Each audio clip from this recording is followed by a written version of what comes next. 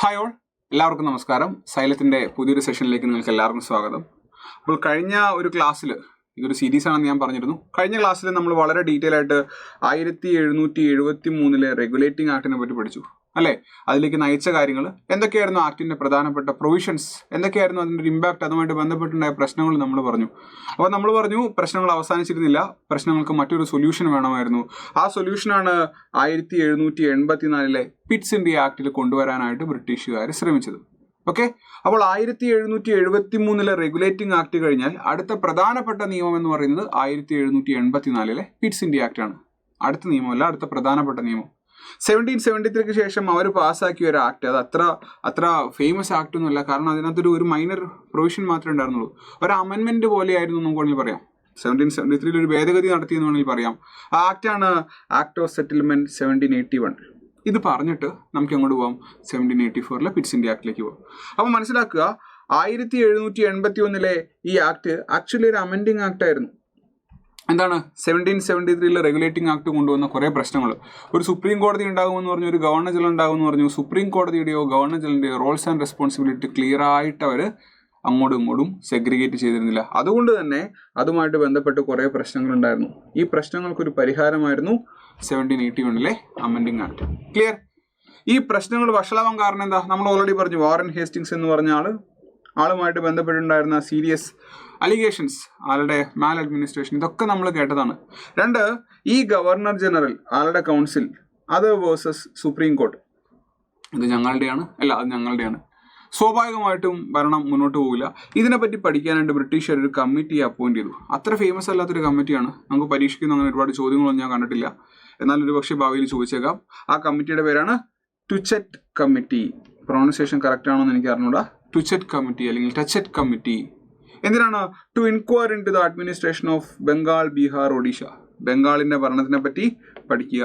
ടുചെറ്റ് committee അവർ പഠിക്കുന്നു, അവരുടെ suggestions പറയുന്നു, മാറ്റേണ്ട ചില കാര്യങ്ങൾ പറയുന്നു. And that committee led to the 1781 act. അങ്ങനെ ആ കമ്മിറ്റിയുടെ നിർദ്ദേശപ്രകാരം 1781 ആക്ട് വരുന്നു. ആക്ടിൽ ഒരു കാര്യം വളരെ ക്ലിയർ ആക്കി, അതാണ് ഞാൻ ഇവിടെ പറയാനായിട്ട് ആഗ്രഹിക്കുന്നത്. എന്താണ്? It gave superior authority to the council over the court. കോടതിക്കല്ല അവകാശം, കോടതിയേക്കാൾ കൂടുതൽ അധികാരങ്ങളുള്ളത്, അല്ലെങ്കിൽ കോടതിയേക്കാൾ കൂടുതൽ ഒരു സേ ഉള്ളത് ഗവർണർ ജനറലിനും അദ്ദേഹത്തിന്റെ കൗൺസിലിനുമാണെന്ന് പറഞ്ഞു. കാരണം എന്താ? വീണ്ടും ആലോചിച്ചു, ഈസ്റ്റ് ഇന്ത്യ കമ്പനി ഒരു പ്രൈവറ്റ് കമ്പനിയാണ്, അവർക്ക് സ്റ്റേക്ക് ഹോൾഡേഴ്സ് ഉണ്ട്, കച്ചവടം, ലാഭം ഉണ്ടാക്കലാണ് അവരുടെ ഉദ്ദേശമല്ലാതെ ഇന്ത്യൻ ജനങ്ങളുടെ ഉന്നമനമല്ല അവരുടെ ഉദ്ദേശം. അതുകൊണ്ട് തന്നെ കോടതിക്കല്ല കൂടുതൽ അധികാരങ്ങൾ വരേണ്ടത്, അവർക്ക് അധികാരങ്ങൾ വരേണ്ടത് അവർ പറഞ്ഞാൽ കേൾക്കുന്ന, ഓടാൻ പറയുമ്പോൾ ഓടുന്ന, ചാടാൻ പറയുമ്പോൾ ചാടുന്ന, വെള്ളം കണ്ടാൽ നിൽക്കാൻ വേണ്ടി പറയുമ്പോൾ നിൽക്കുന്ന ഗവർണർ ജനറലിനാണ്, ആൾക്കാണ് കിട്ടുന്നത്. പക്ഷെ ഇത് നമ്മളെ മറ്റൊരു ചോദ്യത്തിലേക്ക് നയിക്കാം. ഈ 1781 ആക്ടിന്റെ ഈ ഒരു പ്രൊവിഷനിലെ, അതായത് ജുഡീഷ്യറിയുടെ പവറിനെയും എക്സിക്യൂട്ടീവിന്റെ പവറിനെയും സെഗ്രിഗേറ്റ് ചെയ്യുക. നമ്മുടെ എലിജയുടെ ജുഡീഷ്യറിയുടെ പവറും ഗവർണർ ജനറലിന്റെ എക്സിക്യൂട്ടീവിന്റെ പവറിനെയും സെഗ്രിഗേറ്റ് ചെയ്യുക. This was the first such attempt to separate the functions of judiciary and executive. ഈ സാധനമാണ് ഇന്ത്യൻ ഭരണഘടനയുടെ article 50 DPSP part 4 of the കോൺസ്റ്റിറ്റ്യൂഷനിൽ നമ്മൾ പഠിക്കുന്നത്. എന്താണ്? Separating the powers of judiciary and executives. അനാവശ്യമായിട്ട് അങ്ങോട്ടും ഇങ്ങോട്ടും ഇടപെടാതിരിക്കുക. ഒരു മോഡേൺ ഡെമോക്രസിയിലുള്ള കോൺസെപ്റ്റാണ്. അതിന്റെ തുടക്കം നമുക്ക് 1781 കാണാനായിട്ട് സാധിക്കും. ഒരു പക്ഷേ ഈ രീതിയിലേക്കൊക്കെ നാളെ ചോദ്യങ്ങൾ വന്നേക്കാം. ക്ലിയർ ആണോ? അപ്പൊ 1781 കാര്യമായിട്ട് നമുക്ക് മാറ്റങ്ങളൊന്നുമില്ല. അതുകൊണ്ട് തന്നെ വേറൊരു ആക്ട് വരണമായിരുന്നു. ആ ആക്ടാണ് 1772 ഈസ്റ്റ് ഇന്ത്യ കമ്പനി ആക്ട് പോലെ 1784 ഈസ്റ്റ് ഇന്ത്യ കമ്പനി ആക്ട്. അതാണ് അതിൻ്റെ official name, east India company act of 1784. പക്ഷെ നമ്മളത് അറിയുന്നത് എങ്ങനെയാണ്? നമ്മളത് അറിയുന്നത് അത് പാസ്സാക്കിയ ഒരാളുടെ പേരിലാണ്. ആളുടെ പേരാണ് പിറ്റ്സ് ഇന്ത്യ ആക്ട് ഓഫ് 1784 എന്നാണ് നമ്മൾ അറിയപ്പെടുന്നത്. ആ ആക്ട് അറിയപ്പെടുന്നത് വളരെ ഫേമസ് ആയിട്ട്. അപ്പോൾ ആരാണ് ഈ പിറ്റ്? ഈ ചിത്രത്തിൽ കാണുന്ന പിറ്റ് ദ യങ്ങർ, ചെറിയ പിറ്റ്. അപ്പോൾ വലിയ പിറ്റുണ്ടോ? വലിയ പിറ്റുണ്ട്.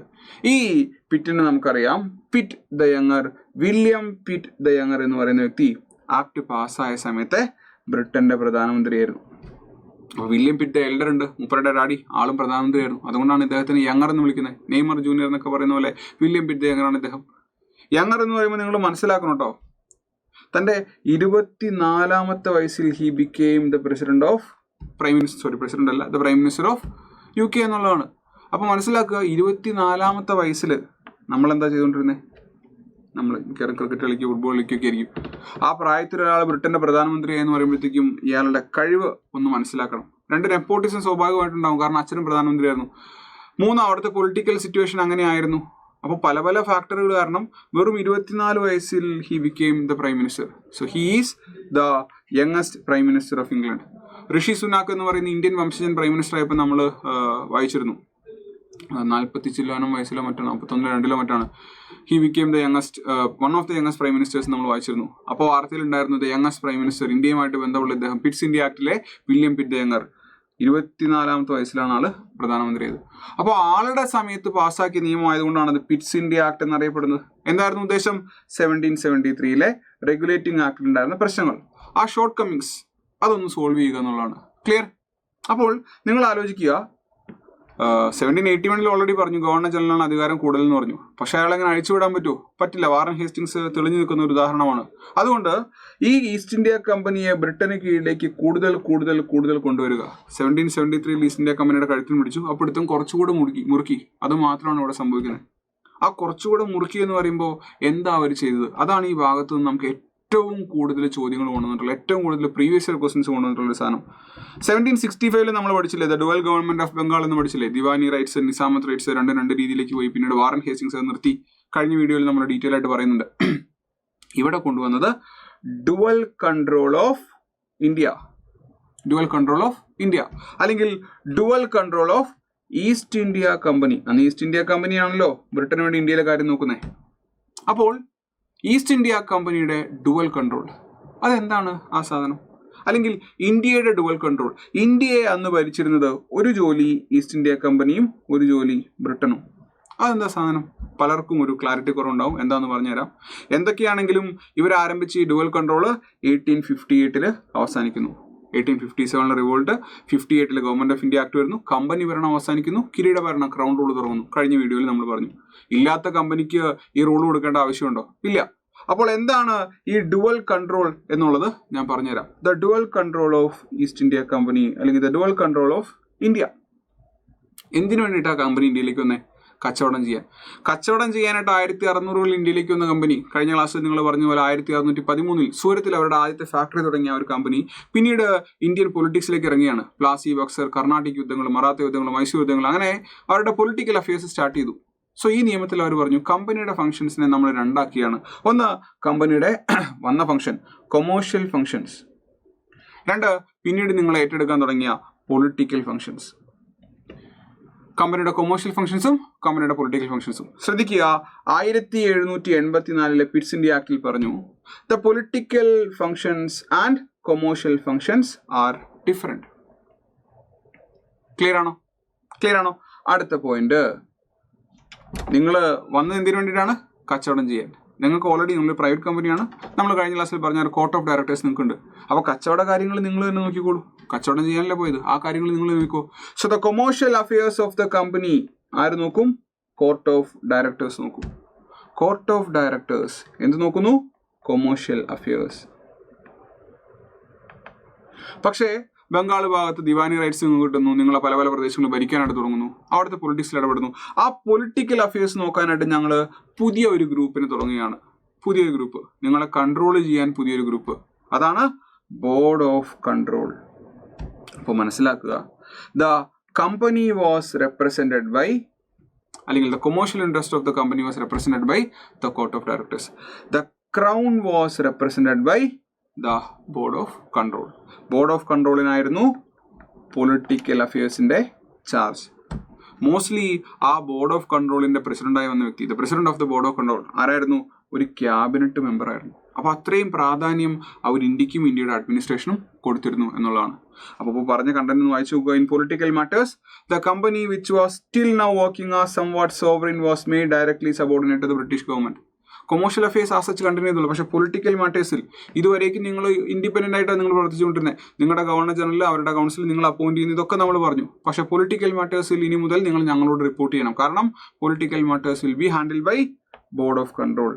അതിന്റെ പ്രസിഡന്റായിട്ട് യൂഷ്വലി വന്നുകൊണ്ടിരുന്നത് എ ക്യാബിനറ്റ് മെമ്പർ. സ്വാഭാവികമായിട്ടും കിരീടത്തിനോട്, ക്രൗണിനോട് ഒരു ലോയൽറ്റി ഉള്ള വ്യക്തി.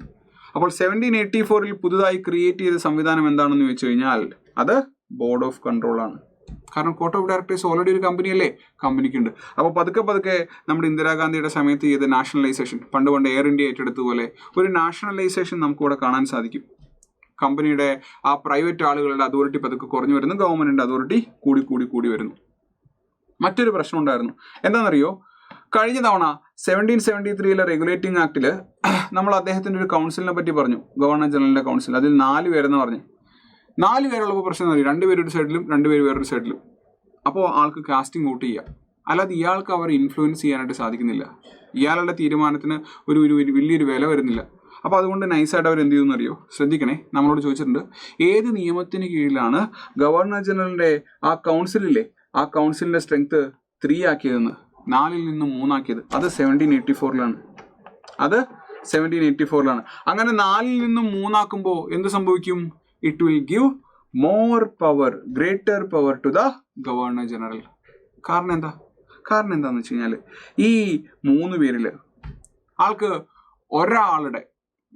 ഒരാളുടെ പെർമിഷൻ കിട്ടിക്കഴിഞ്ഞാൽ, അല്ലെങ്കിൽ ഒരാളുടെ സപ്പോർട്ട് കിട്ടിക്കഴിഞ്ഞാൽ, അതപ്പോൾ 1+1 2 എന്നുള്ള രീതിയിലേക്ക് പോകും.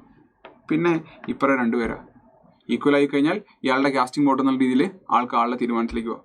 അപ്പോൾ നേരത്തെ 2 പേരിൽ അപ്പോൾ ആളുടെ അഭിപ്രായം പാസ്സാണെങ്കിൽ 2 പേരുടെ സപ്പോർട്ട് ആൾക്ക് വേണമായിരുന്നു. ഇപ്പോൾ അതിൻ്റെ ആവശ്യമില്ല. അപ്പോയിന്റ് ചെയ്യുന്ന സമയത്ത് ഇയാളുടെ ഇൻട്രസ്റ്റ് ഉള്ള ഒരാളെ കൂടെ അപ്പോയിന്റ് ചെയ്ത് കഴിഞ്ഞാൽ ഒരാളുടെ സപ്പോർട്ട് മതി. അപ്പുറം 2 പേരുണ്ടെങ്കിലും ഇയാൾക്ക് ഇയാളുടെ വോട്ട് കൊടുക്കാം. ക്ലിയർ ആവുന്നുണ്ടോ? അപ്പോൾ മനസ്സിലാക്കുക, ഇപ്പോഴും വീറ്റോ പവർ കൊടുത്തിട്ടില്ല, പക്ഷെ കാസ്റ്റിംഗ് വോട്ട് ഉപയോഗിക്കാം. ഒരാളുടെ support, if he had the support of 1 member, അയാളുടെ ഇഷ്ടം മുന്നോട്ട് കൊണ്ടുവരാൻ സാധിക്കും. അപ്പോൾ വീണ്ടും പറയട്ടെ, 1784 4 പേരെ 3 പേരാക്കിയെന്ന് മാത്രമേ ഉള്ളൂ. എന്ത് കൊടുത്തിട്ടില്ല? വീറ്റോ പവർ കൊടുത്തിട്ടില്ല. നമ്മളോട് ചോദിച്ചു, ഞാൻ പറഞ്ഞിട്ടുണ്ട്, കഴിഞ്ഞ ക്ലാസ്സിലും പറഞ്ഞിട്ടുണ്ട്, ഗവർണർ ജനറലിന് വീറ്റോ പവർ കൊടുത്തപ്പോഴാണ്. അപ്പോൾ 1773 2 4 പേരായിരുന്നു, നടക്കുന്നില്ലെന്ന് മനസ്സിലായി. 1784 അത് 3 പേരാക്കി, എന്നിട്ടും പലപ്പോഴും നടക്കുന്നില്ലെന്ന് മനസ്സിലായി. അതുകൊണ്ട് അടുത്ത നിയമം ഏതാ? Charter act of 1793. ആ ഓർഡറിൽ ഓർത്താൽ മതി. ആൾക്ക് എന്ത് കൊടുക്കുന്നു? ആൾക്ക് ഓവർ റൈഡിംഗ് പവർ അല്ലെങ്കിൽ വീറ്റോ പവർ കൊടുക്കുന്നു. ചെയ്ത പരിപാടിക്ക് ആൾ ഉത്തരവാദിത്തം ഏറ്റെടുക്കണം, പക്ഷെ ആൾക്ക് വീറ്റോ പവർ കൊടുക്കുന്നു. അപ്പോൾ 1773 4 പേര്, 1784 അത് 3 പേരാക്കി, 1793 വീറ്റോ പവർ കൊടുക്കുന്നു. ക്ലിയർ ആയോ? അപ്പോൾ മനസ്സിലാക്കുക, ആ 3 പേരുള്ള കൗൺസിലിൽ മെജോറിറ്റിയും അവരുടെ ഇഷ്ടം തീരുമാനിച്ചു കഴിഞ്ഞാൽ ഗവർണർ ജനറലിന് അപ്പോഴും പണി കിട്ടുമായിരുന്നു. ആൾ പറയുന്ന കാര്യം നടക്കില്ല. അതുകൊണ്ടാണ് 1793 ആൾക്ക് കുറച്ചുകൂടെ പവർ കൊടുക്കുന്നത്, ആൾക്ക് വീറ്റോ പവർ കൊടുക്കുന്നത്. ഞാനൊരു ചോദ്യം ചോദിക്കാം, ഉത്തരം കമൻ്റായിട്ട് വരിക. ഈ വീറ്റോ പവർ ആദ്യമായിട്ട് കൊടുത്തത് ഏത് ഗവർണർ ജനറലിനാണ് ആദ്യമായിട്ട് ഈ വീറ്റോ പവർ കൊടുത്തത്? അതിനർത്ഥം ആൾ പവർഫുൾ ആണെന്നാണ്. ആ പേര് നമ്മൾ ക്ലാസ്സിൽ കേട്ടുള്ളതാണ്, ഒരുപാട് PYQ നമ്മൾ കേൾക്കുന്ന പേരാണ്. ആരാണെന്നുള്ളത് പറയുക കേട്ടോ. അപ്പൊ നമ്മൾ പറഞ്ഞു, റെഗുലേറ്റിംഗ് ആക്ടിൽ കഴുത്തിൽ പിടിച്ചു, ആ പിടുത്തം കുറച്ചുകൂടെ മുറുക്കി. റെഗുലേറ്റിംഗ് ആക്ടിൽ ഞങ്ങൾ നിങ്ങളെ റെഗുലേറ്റ് ചെയ്യുകയാണെന്ന് മാത്രമേ പറഞ്ഞുള്ളൂ. പക്ഷെ പിറ്റ്സ് ഇന്ത്യ ആക്ടിൽ, ഒരു പ്രധാനമന്ത്രിയുടെ പേരിൽ അറിയപ്പെടുന്ന ആക്ടിൽ അവരൊരു ടേം ഉപയോഗിച്ചു. എന്താണെന്നറിയോ? The British possessions in India. East India company എന്ന് പറയുന്ന ഒരു പ്രൈവറ്റ് കമ്പനിക്ക് ഇന്ത്യയിലുള്ള അവരുടെ പ്രോപ്പർട്ടീസ് ബ്രിട്ടീഷ് പൊസഷൻസ് എന്നറിയപ്പെടും. ഇപ്പം നമുക്കറിയാം, ഇന്ത്യയിൽ ടാറ്റ അല്ലെങ്കിൽ അദാനി, അംബാനി, കുറേ പ്രൈവറ്റ് കമ്പനികളുണ്ട്. ഈ കമ്പനികൾ ഇന്ത്യയിൽ മാത്രമല്ല ഒരുപാട് രാജ്യങ്ങളിൽ പ്രവർത്തിക്കുന്നുണ്ട്. സോ ഇപ്പോൾ ടാറ്റ എന്ന് പറയുന്ന കമ്പനിക്ക് നേപ്പാളിൽ ഒരു പ്രൊഡക്റ്റ് അവർ സെല് ചെയ്യുന്നുണ്ട്, അല്ലെങ്കിൽ അവിടെ ഒരു ടെറിട്ടറി അവരുടെ കമ്പനി ഉണ്ടെങ്കിൽ അത് ടാറ്റയുടെയാണ്, അത് ടാറ്റയുടെ പ്രോപ്പർട്ടിയാണ്, അല്ലാതെ അത് ഇന്ത്യൻ പ്രോപ്പർട്ടി അല്ലെങ്കിൽ ഇന്ത്യൻ പൊസഷൻ എന്നല്ല അറിയപ്പെടുന്നത്. ക്ലിയർ ആണോ? അതപ്പോൾ ഒരു പ്രൈവറ്റ് പ്രോപ്പർട്ടിയാണ്. ഇതേപോലെ ഒരു പ്രൈവറ്റ് കമ്പനി ആയിരുന്നു ഈസ്റ്റ് ഇന്ത്യ കമ്പനി. അവർക്ക് ഇന്ത്യയിലുള്ള സ്വത്തിനെ ആദ്യമായിട്ട് ബ്രിട്ടീഷ് പൊസഷൻസ് എന്ന് വിളിക്കുന്നു. അതായത് which act gave the British government supreme control over companies affairs in India എന്ന് ചോദിച്ചാൽ അത് നമ്മുടെ 1784 നിയമമാണ്. കാരണം എന്താ? ഒരു പേര് മാറ്റം, ബ്രിട്ടീഷ് പൊസഷൻ എന്ന് വിളിച്ചുകൊണ്ട് ബ്രിട്ടീഷ് പൊസഷൻ എന്ന് വിളിച്ചുകൊണ്ട് മാത്രമല്ല, എന്താ അവർ എസ്റ്റാബ്ലിഷ് ചെയ്തേ? The established board of control. അങ്ങനെ പൊളിറ്റിക്കൽ അഫയേഴ്സ് മാനേജ് ചെയ്യുന്ന ബോർഡ് ഓഫ് കൺട്രോളിന്റെ തലപ്പത്തേക്ക് യൂഷ്വലി ഒരു ക്യാബിനറ്റ് മെമ്പർ വന്നപ്പോൾ the Pitt's India act gave the company control over companies affairs. മനസ്സിലായോ എന്ന് പറഞ്ഞേ? മനസ്സിലായോ? അപ്പോൾ പ്രധാനമായിട്ടും എന്താണ് പിറ്റ്സ് ഇന്ത്യ ആക്ട് കൊണ്ടുവന്നത്? Dual control of the east India company, അല്ലെങ്കിൽ ഡുവൽ കൺട്രോൾ ഓഫ് ഇന്ത്യ. കാരണം എന്താ? ഇന്ത്യയിലെ, അതായത് ബ്രിട്ടീഷുകാരുടെ കയ്യിലിരിക്കുന്ന പ്രദേശത്തെ ആ ഒരു കൊമേഴ്ഷ്യൽ അഫയേഴ്സ് ഹാൻഡിൽ ചെയ്യുന്നത് കമ്പനിയും പൊളിറ്റിക്കൽ അഫയേഴ്സ് ഹാൻഡിൽ ചെയ്യുന്നത് ക്രൗണുമാണ്. വീണ്ടും പറയട്ടെ, 1765 ആ ഡുവൽ കൺട്രോൾ വ്യത്യാസമാണ്, അത് ബംഗാളിലാണ്. 1784 വ്യത്യാസമാണ്, അത് ഈസ്റ്റ് ഇന്ത്യ കമ്പനിയുടേതാണ്. ഇതല്ല ഡയാർക്കി, അത് നമുക്ക് വേറെ പഠിക്കാം കേട്ടോ, അത് നമുക്ക് വേറെ പഠിക്കാം. എന്തായിരുന്നു പിറ്റ്സ് ഇന്ത്യ ആക്ടിന്റെ ഡ്രോബാക്ക്? ഏറ്റവും വലിയ പ്രശ്നം എന്തായിരുന്നു? ഏറ്റവും വലിയ പ്രശ്നം എന്ന് വെച്ച് കഴിഞ്ഞാൽ ഈ ഡുവൽ കൺട്രോൾ തന്നെയായിരുന്നു. കാര്യങ്ങൾ സ്മൂത്ത് ആക്കുന്നതിന് പകരം അത് കാര്യങ്ങൾ കുറെ കൂടെ കോംപ്ലിക്കേറ്റഡ് ആക്കി എന്നുള്ളതാണ്. അതായത് എന്തൊക്കെയാണ് ബോർഡ് ഓഫ് കൺട്രോളിന്റെയും കോർട്ട് ഓഫ് ഡയറക്ടേഴ്സിന്റെയും പർപ്പസ്, എന്തൊക്കെയാണ് അവരുടെ ആ ഒരു ബൗണ്ടറി എന്ന് കൃത്യമായിട്ട് പറയപ്പെട്ടിട്ടില്ല. കൊമേഴ്ഷ്യൽ ആവശ്യങ്ങളുമായിട്ട് ഉറപ്പായിട്ട് ബന്ധപ്പെട്ട് പൊളിറ്റിക്കൽ ആവശ്യങ്ങളുണ്ടാകും. പൊളിറ്റിക്കൽ ആവശ്യങ്ങളിൽ കച്ചവടം കയറി വരും. അപ്പോൾ ഉറപ്പായിട്ടും അങ്ങോട്ടും ഇങ്ങോട്ടും കമ്പനി ഗവൺമെന്റിനോട് പരാതി പറയും, ഇവർ പറയുന്ന അവർ കേൾക്കില്ല, അവർ പറയുന്ന ഇവർ കേൾക്കില്ല. സോ ആ സിസ്റ്റം അത് ഫെയിൽ ആകുമെന്നുള്ളത് ഉറപ്പായിരുന്നു. രണ്ടാമത്തത് കറപ്ഷൻ. എത്ര ശ്രമിച്ചിട്ടും കറപ്ഷൻ അല്ലെങ്കിൽ മാൽ പ്രാക്ടീസസ് അല്ലെങ്കിൽ പിന്നെ എന്താ പറയുക, പ്രൈവറ്റ് ട്രേഡ് പോലുള്ള കാര്യങ്ങൾ, അല്ലെങ്കിൽ കയ്യിലിരിക്കുന്ന അധികാരത്തിന് മിസ്യൂസ് ചെയ്യുക, പവർ അബ്യൂസ് ഓഫ് പവർ, ഇതൊന്നും നിർത്തലാക്കാനായിട്ട് സാധിക്കുന്നില്ല. ഉദ്ദേശം കറപ്ഷൻ നിർത്തലാക്കുക എന്നുള്ളതായിരുന്നു, നിർത്തലാക്കാൻ സാധിക്കുന്നില്ല. ഇപ്പോഴത്തെ ഗവൺമെന്റിൽ കറപ്ഷൻ ഇല്ലേ? ഉണ്ട്, ഉറപ്പായിട്ടും ഉണ്ട്. ചെറിയ ചെറിയ വാർത്തകൾ നമ്മൾ കേൾക്കാറുണ്ട്, ചിലപ്പോൾ അത് പുറത്തു വരാതിരിക്കും. പണ്ടത്തെ ഗവൺമെന്റ് കറപ്ഷൻ ഇല്ലേ? 947 കറപ്ഷൻ ഇല്ലേ? അപ്പോൾ കറപ്ഷൻ എന്ന് പറയുന്ന സാധനം എന്താണെന്നറിയില്ല. ആ അസുഖം വന്നു കഴിഞ്ഞാൽ പിന്നെ അത് കംപ്ലീറ്റ് ആക്കിയിട്ട് നിർത്തലാക്കുക എന്നുള്ളത് പോസിബിൾ അല്ല എന്നാണ് ഇപ്പോൾ തമിഴ്നാടിൻ്റെ മുഖ്യമന്ത്രിയായിട്ടുള്ള വിജയ് പറയുന്നത്. ആളുടെ ക്യാബിനറ്റിൽ, ആളുടെ ഭരണത്തിന് കീഴിൽ കറപ്ഷനെ എലിമിനേറ്റ് ചെയ്യുന്നതാണ്. നമുക്ക് നോക്കാം, അങ്ങനെ നടന്നു കഴിഞ്ഞാൽ അതൊരു ഉദാഹരണമാക്കി എടുത്ത് ബാക്കിയുള്ളവർ അങ്ങനെ പ്രവർത്തിക്കും എന്ന് നമുക്ക് വിചാരിക്കാം കേട്ടോ. ഇന്ത്യക്കാരുടെ പെർസ്പെക്റ്റീവിൽ ഇതൊന്നുമല്ല പ്രശ്നം. ഇന്ത്യക്കാരുടെ പെർസ്പെക്റ്റീവിൽ ഏറ്റവും വലിയ പ്രശ്നം നെഗ്ലക്ട് ഓഫ് ഇന്ത്യൻ ഇൻട്രസ്റ്റ്. നമ്മൾ ആവശ്യപ്പെടുന്ന ഒരു സാധനം അതിലില്ല, നമ്മൾ പരിഗണിക്കുന്നില്ല. ആകെ ബ്രിട്ടീഷുകാരുടെ കാര്യങ്ങൾ മാത്രമേ നോക്കുന്നുള്ളൂ. അല്ലാതെ ഭരിക്കപ്പെടുന്ന ആളുകളുടെ വെൽഫെയർ, നമ്മുടെ ആസ്പിറേഷൻസ്, നമ്മുടെ ഹെൽത്ത് സെക്ടർ അല്ലെങ്കിൽ നമ്മുടെ വിദ്യാഭ്യാസം, ഇതിലൊന്നും ആയിരുന്നില്ല അവരുടെ ഫോക്കസ് എന്ന് പറയുന്നത്. അവരുടെ ഫോക്കസ് മാക്സിമം മുറ്റുക, മാക്സിമം കൊണ്ടുപോവുക. അപ്പം നമ്മുടെ കാര്യങ്ങൾ നോക്കേണ്ടുന്ന ആ ഭാഗത്തെ നവാബ്, ഈ ആളുകളൊക്കെ അവരുടെ പെൻഷൻ മേടിച്ചിരിക്കാൻ തുടങ്ങി. അവരാണെങ്കിൽ നമ്മുടെ കാര്യം ചെയ്യുന്നില്ല. അപ്പം ഇന്ത്യക്കാരുടെ പെർസ്പെക്റ്റീവിൽ നിന്നും ഈ നിയമമൊക്കെ ഒരു അട്ടർ ഫെയിലിയർ ആയിരുന്നു എന്നുള്ളതാണ്. അപ്പോൾ ഇതാണ് നമുക്ക് പിറ്റ്സ് ഇന്ത്യ ആക്ടിനെ പറ്റി പഠിക്കാനുള്ളത്. ചോദിക്കുന്ന 2 പോയിന്റുകൾ അവിടെ പറഞ്ഞു തന്നു. അടുത്തതായിട്ട് നമ്മൾ കാണേണ്ടുന്ന നിയമങ്ങൾ 1793 മുതൽ 1853 വരെ ഓരോ 20 വർഷം കൂടുമ്പോഴും പാസ്സാക്കിക്കൊണ്ടിരുന്ന എന്ത് നിയമമാണ്? ചാർട്ടർ നിയമങ്ങളാണ്, ചാർട്ടർ ആക്ട്സ്. 1600 ഈസ്റ്റ് ഇന്ത്യ കമ്പനിയുടെ ചാർട്ടറിൽ ആരാണ് ഒപ്പിട്ടത് എന്നുള്ളത് നിങ്ങൾ കഴിഞ്ഞ ക്ലാസ്സിൽ പറഞ്ഞാണ്. അപ്പോൾ ചാർട്ടർ എന്ന് പറയുമ്പോൾ കമ്പനിയുടെ കച്ചവടത്തിന്റെ അവകാശവുമായിട്ട് ബന്ധപ്പെട്ടാണ്. സോ കമ്പനിയുടെ ഇന്ത്യയിൽ കച്ചവടം ചെയ്യാനുള്ള അവകാശം പുതുക്കി കൊടുക്കുന്ന, ഓരോ 20 വർഷത്തേക്ക് പുതുക്കി കൊടുത്തുകൊണ്ടിരുന്ന നിയമങ്ങളാണ് ഈ ചാർട്ടർ ആക്ട്സ്. അപ്പോൾ അടുത്ത ക്ലാസ്സിൽ നമുക്ക് ചാർട്ടർ ആക്ട്സിന്റെ പ്രധാനപ്പെട്ട പ്രൊവിഷൻസ് പഠിക്കാം. Okay, yes. അപ്പോൾ ഇത്രയും കാര്യങ്ങൾ കൃത്യമായിട്ട് മനസ്സിലായി എന്ന് വിചാരിക്കുന്നു. ആ ക്ലാസ്, റെഗുലേറ്റിംഗ് ആക്ടിന്റെ ക്ലാസ് കണ്ടിട്ട് ഈ ക്ലാസ് കൂടെ കാണുക. അപ്പോഴത്തേക്കും അടുത്ത ക്ലാസ് വരും. അടിപൊളിയായിട്ട് നല്ലപോലെ പഠിക്കണം. എത്രയും പെട്ടെന്ന് ഇഷ്ടമുള്ളൊരു ജോലിയിലേക്ക് എത്താൻ നിങ്ങൾക്ക് സാധിക്കട്ടെ കേട്ടോ. All the best. നല്ലപോലെ പഠിക്കുക. മറ്റൊരു സെഷനിൽ വീണ്ടും കാണാം. ബൈ.